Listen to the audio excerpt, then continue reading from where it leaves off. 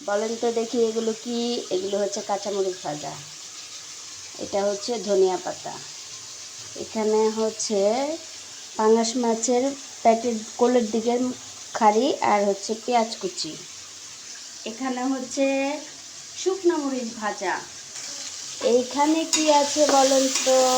এখানে আছে পেঁয়াজ আর হচ্ছে রসুন, তেল এবং সেই সাথে সাথে লবণ পরিমাণ মতো। এখন বলেন তো কি হতে চলছে? এখানে কি আছে? এখানে হচ্ছে পাঁচমিশালের শাক, যেগুলো আমার খালামণিদের বাসা থেকে, বাড়ি থেকে আনছে, জালকুড়ি থেকে। আর এটা হচ্ছে পাঙাশ মাছের মাছ টমেটো দিয়ে পেঁয়াজ দিয়ে ভালো করে ভুনা করা হয়েছিল। এখন বলেন তো, অনুমান করেন তো আজকে আমি কী করতে চলছি রান্নাবান্না?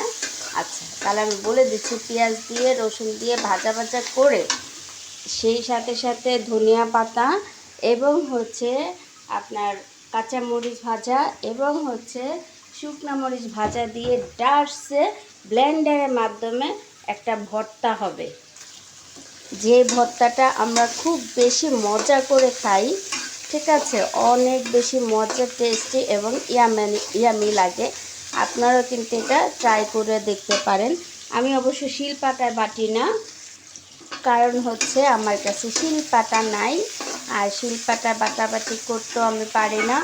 তাই হচ্ছে শিলপাটা বাটলে অনেক বেশি মজা, আপনারা ট্রাই করে দেখতে পারেন।